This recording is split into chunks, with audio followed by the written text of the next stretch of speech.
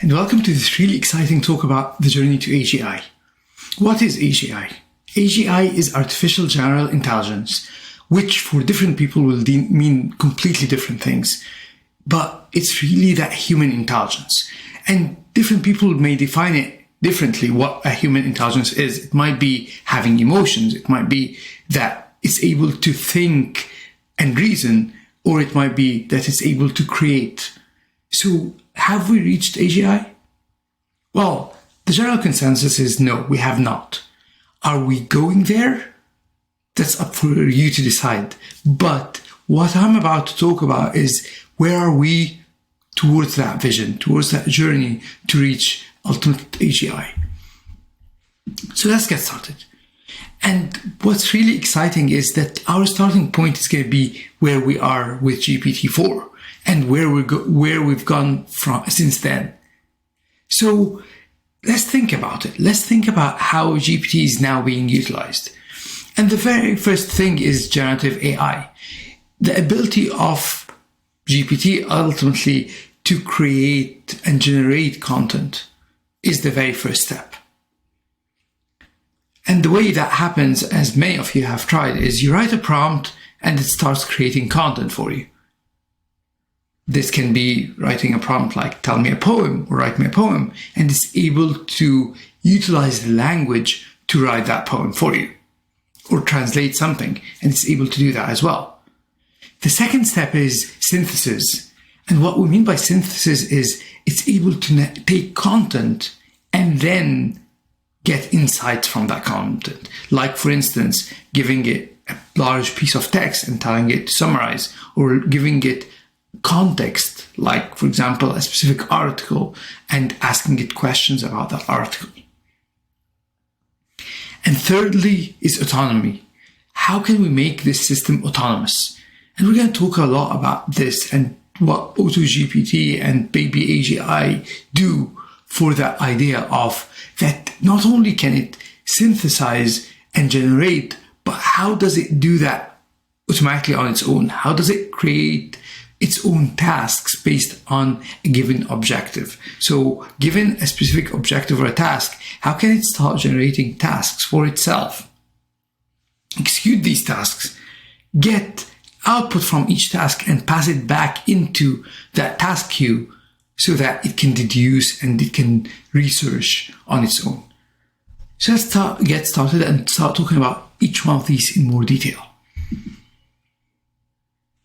So generative AI, as we said, with the concept of generation, the whole concept is you write a prompt and it creates information for you. However, there are problems with the information it creates. For instance, the information is biased, it's inaccurate, and it's outdated. It's biased because it sometimes gets you information based on its accumulated knowledge, which is somewhat not a bias because human knowledge is biased. Sometimes it's inaccurate. It has a tendency to hallucinate, to come up with things even if they're factually incorrect. And finally, it's outdated. The model has been trained on data up until September 2021. So anything after that, it has no idea about. And I want to show you a couple of demos about that. So I'm telling it now, tell me a story about a doctor and a nurse. And this is where bias is. It starts creating this story with a doctor named Thomas and the nurse named Sarah. And it's always going to do that because it has a bias where the common perception of humans is that doctors are usually male and nurses are usually female, which is not necessarily true.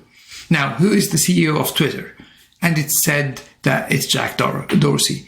Again, inaccurate. Jack Dorsey is no longer the CEO of Twitter because it's outdated content.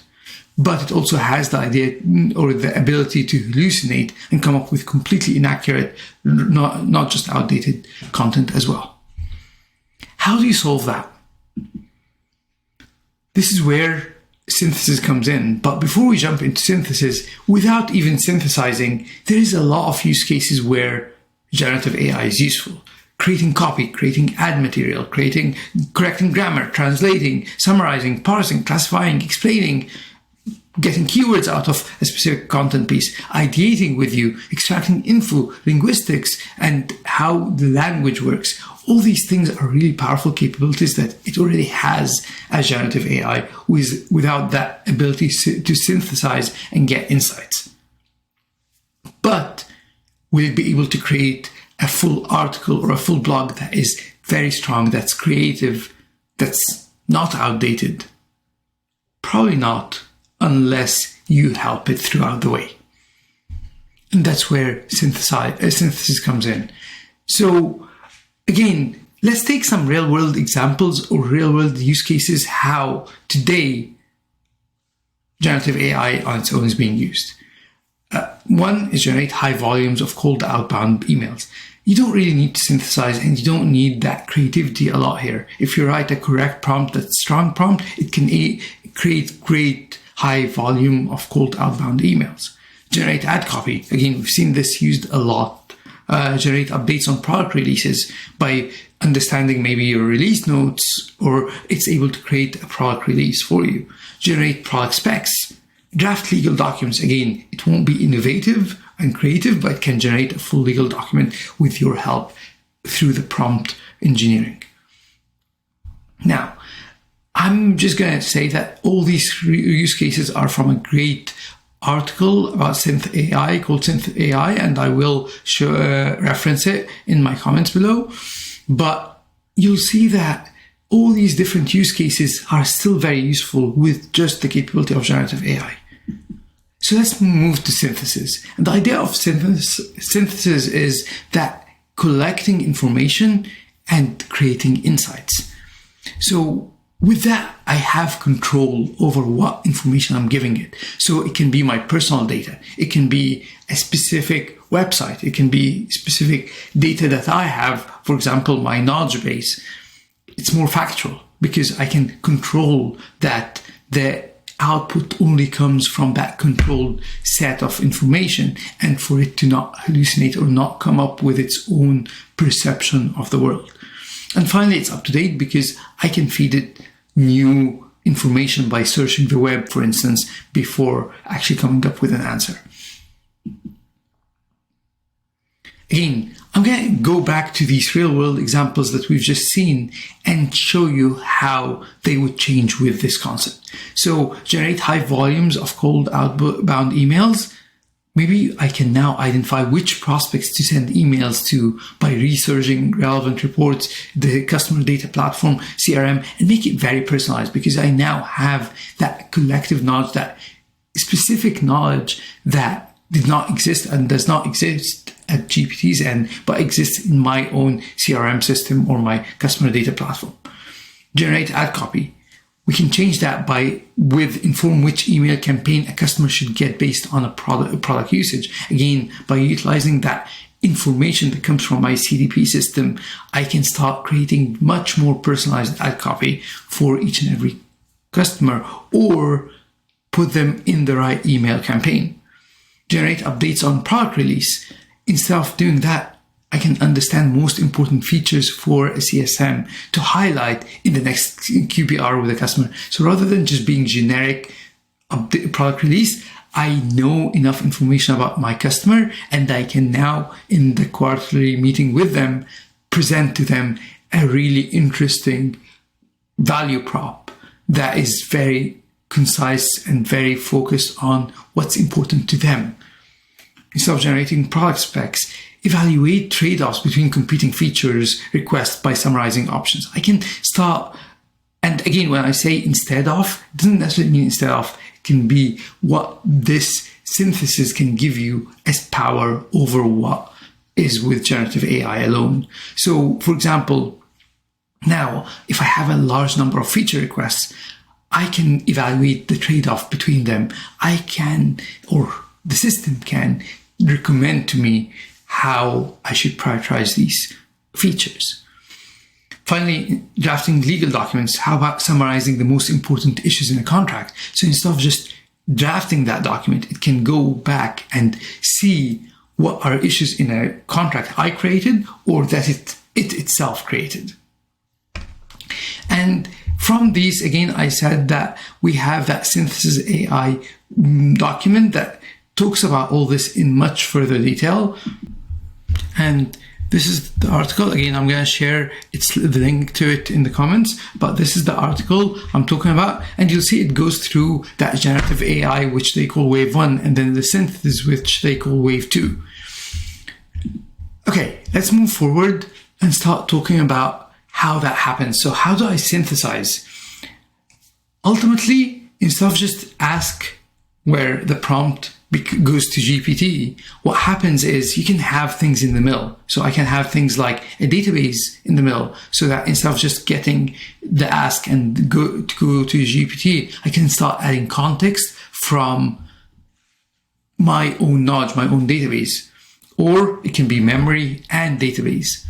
Or it can be different tools. And what I mean by tools is it can be a set of items, not just one. So we talked about database and memory in this, but the ability for it to decide which tools to use is also there in this concept, where ultimately what happens is as soon as the user writes a prompt or writes a question, the system tries to find from a set of tools or a set of skills it has access to which ones it should use, and then create a set of instructions. So, for instance, if I were to say, I want to book a restaurant on Sunday, and on Saturday, I want to create a meal for my friends who are vegetarian. As a human being, I know that I need to convert that into a set of instructions or a set of tasks, and then find the tools to use for each one. So for booking the restaurant, I might use OpenTable. For creating this meal, I might first find an idea, and then from that idea, I can find the ingredients that I need to do it, and maybe use Instacart to book to buy these ingredients, and then start creating that meal. So these different tools that my brain thinks about, again, LangChain with the given skill sets can do that and start finding them. So again, this is where the synthesis piece comes in, where it's able to convert a prompt into a set of instructions or tasks, and then able to find the tools from a set of skills or a set of tools it has at its disposal to come up with that. But it's not just sequential tools or different tools like that. It can also start using these tools together. So for instance, a first tool might come up with an outcome that is used by the second tool. So again, I might, for the example of Instacart, the first tool may have come up with the ingredients, and the second tool, which is Instacart, can't actually do its task except from the outcome of tool number 1, which is, let's say, search, for instance. So that ability to combine different skills into an instruction set that doesn't necessarily have to be all sequentially thought of, but can be thought of or can be input from one to the other is called chaining. So the idea of creating that chain of responses, so prompt 1 ultimately feeds into prompt 2, and then prompt 2 feeds into prompt 3, and so on and so forth, is that ability to give it that thought capability. And let's see some ideas for that. So I have here an example where I say I want to make chocolate chip cookies, and it starts telling me how do you make chocolate chip cookies. But not only that, it's going to ask me at the end, would you like me to order them for you? Would you like to purchase the ingredients for this recipe? And if I say yes, it will create my shopping list automatically. So you'll see here, it's using Instacart as a skill it already has. It knows that Instacart is a skill that is able to create a shopping list, and it creates that shopping list for me. That's the ability of utilizing tools that I have at my disposal. Now, if you think about this concept of, if I have tools that can feed into each other, can I make it autonomous? And this is exactly what we have here. Again, this idea was created by Yohei Nakajima, and he goes through like a Twitter thread of how the thought process happened to create this. I'm going to explain it, but I do recommend also to go through that Twitter feed and that ideation process. Not only that, he goes through how he started thinking about it and ultimately how that became the concept of AutoGPT and BabyAGI. So let's talk about that whole concept. So given a specific objective and tasks as an ask, where the user asks for a specific thing, this thing gets converted into a set of tasks like we just saw in the previous example. And then these tasks get added to a task queue. And then we have this task priority where tasks are automatically being prioritized so that the execution agent, which is GPT-4, completes the task it needs to. So let's say when I get an input, it's automatically converted into a set of tasks, and then these tasks are prioritized, and then the execution agent starts trying to complete this task. Once a task has been completed, you store the task with its result pair into memory, and then query the memory for context. Because again, we said that each tool can take the the output of the previous tool as input. So you want to be able to add that into the context. And then you send the task result again to the task creation agent so that it can create a new task if need be. So again, if we take the example of the output was the ingredients. Now I'm creating a new task to add these ingredients to my shopping cart. And then it starts prioritizing them.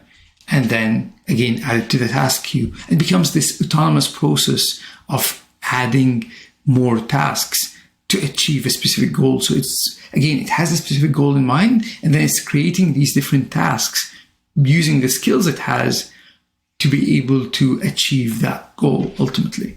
And it's all autonomous. So I want to show you a couple of demos for that. So I have here my first demo, which is my entrepreneur GPT. And I tell it that I want a YouTube creator GPT. And YouTube creator GPT is this agent that's goal is to be able to design an AI designed to autonomously increase my YouTube following. And you'll see that as I'm typing all this information to it, I'm just telling it what I expect from this ultimate agent or this ultimate researcher. And then I start telling it what my goals are. So you'll see here, I'm giving it a set of goals like increase number of subscribers, increase number of watch hours, and so on and so forth. What's going to happen next is that it's going to start thinking what it needs to do to achieve these goals and to achieve my overall objective. So here it's saying, based on our goals and constraints, I suggest we start browsing the YouTube website and analyzing the popular AI and GPT channel layouts and content. And you'll see that, again, it's just like a human being thinking through the instructions it needs to do and the skills. And just like a human being, it's researching what it needs to do. And then as it starts researching, it starts understanding by summarizing the results that came. So it went to this URL and it had that question, and then it starts summarizing the answer. And this is what it got. It got a wrong answer, just like humans may get wrong answers. So it didn't stop there. It kept going. It created a new question for itself, or it searched through a different way. And when it gets something wrong, it tries again. When it gets something right, it continues on. So that is where that autonomous GPT ultimately, or autonomy in task-driven autonomous GPT, it seems like it's an AGI because it's able to think for itself, it's able to create its own tasks, and it's able to correct its mistakes and continue through a different route when there are mistakes that it needs to handle. And this, a lot of people see as positive and others see it as very scary, because if we reach AGI, that means that these systems are now able to perform in place of humans, right? It's able to think through and create something. And while this might be a little bit true, I don't believe it's a problem. It will just change humanity's way of work, just like a lot of other things happen. Like if you think about even photography, painters, a lot of people got their portrait painted before photography. Now, photos are a much more convenient way of getting your portrait, for example. But at the same time, today we think about humans as researchers that go on the internet and search for things to find the best way to do it. And they take time to research for that. They take time to look for answers. They take time to find the right answer. What if this system, this autonomous task-driven system, can do that on your behalf? So it wouldn't replace you. It would be your co-pilot that works with you to do maybe more of the mundane work, such as research. Today, we don't see research as mundane. We don't see that because we see it as unique to humans. Maybe in the future, human creativity will be the main thing, and it will enable us to, rather than take a long time searching and finding the right answer for things, it can do that in seconds for us, so that our creativity can become much, much stronger. And I want to show you another demo of this. So you'll see it's ultimately continuing on and coming up with that solution for how to make my YouTube channel better. This demo here, I've just made it. It was a 30-minute conversation between me and AGI. But if you think about it, this whole idea was I wanted it to just create a tile, a card, an HTML card. It failed because I gave it one goal that is for it was very complex, which is I wanted it to be an accessible card. So it needed to be compliant with WCAG and AAA, and at the same time to work with speech recognition software. Why did it fail? Because again, it's not creative. Even though it mimics human thinking, it mimics the way humans work, it's not able to come up with its own novel idea.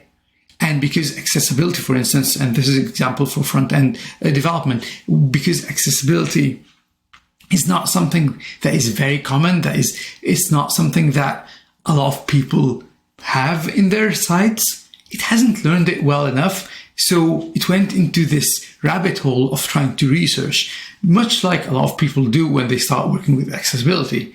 And just a quick shout out here that, again, it went to Smashing Magazine and Sarah Sudan's blog, because these are great sources. For anyone who doesn't know, Sarah Sudan has a great video tutorial on accessibility, and she is a great advocate of creating accessible sites and accessible HTML. Gov.uk, of course, is another place where they highly focus on accessibility in their sites and their the way they create their websites. So you'll see it was going on the right route, but because there is not enough content, enough information there, it wasn't able to create novel ideas. It was trying to copy and mimic what's there. And that's why I think of it as a co-pilot, where it might be able to show me where to look. It might be able to help me by showing me different examples of what's there. But is it going to come up with this truly novel idea? No. And this is where I believe personally that it's always going to have human intervention. So you can think of that. You can think of it as a collaborative experience between humans and machines, where the machine can do a lot of the work for you, but it will leave the novel creativity for you to decide and for you to create. I'm going to be talking about this a lot in my upcoming videos, where how do we really make machines and humans work together and collaborate together, and how does that reshape the way we work in different industries? So, because I've been asked this so many times, will it replace researchers? Will it replace developers? Will it replace legal, lawyers, and so on and so forth? My personal opinion is no, but it will definitely change the way everyone does their work. before I end this, I want to kind of leave you with the talk between Lex Freeman and Sam Altman. Again, it's a 2-hour talk, but I just got this excerpt from it. I definitely recommend for everyone to watch the whole thing because it is very interesting. But I got this, and this is how I perceive where we are versus AGI. Spoken with Noam Chomsky, who's been kind of one of the many people that are critical of large language models being able to achieve general intelligence, right? And so it's an interesting question that they've been able to achieve so much incredible stuff. Do you think it's possible that large language models really is the way we build AGI? I think it's part of the way. I think we need other super important things. This is philosophizing a little bit. Like, what kind of components do you think, in a technical sense or a poetic sense, does it need to have a body that it can experience the world directly? I don't think it needs that. But I wouldn't say any of this stuff with certainty, like we're deep into the unknown here. For me, a system that cannot go significantly add to the sum total of scientific knowledge we have access to, kind of discover, invent, whatever you want to call it, new fundamental science, is not a super intelligence. And that's exactly why I was saying that ability to create novel ideas, GPT is not catering for that. It's not made to create novel ideas. It might be other systems that can create novel ideas in the future, but as we speak today, the investment will not replace human ingenuity. It will not replace what humans are really good at from a creative perspective. It might replace a lot of the other pieces that we thought were human intelligence, were human specific capabilities that now computers can do. But will it completely replace it? My answer would be not as of now, not as of what we have today. And to do that really well, I think we will need to expand on the GPT paradigm in pretty important ways that we're still missing ideas for. So just why I chose to put this as the final thought is because, again, I don't want you to think of it as a way of replacing humans and human ingenuity. It's a way of changing what human intelligence really means versus what machine intelligence really means. And thank you for watching.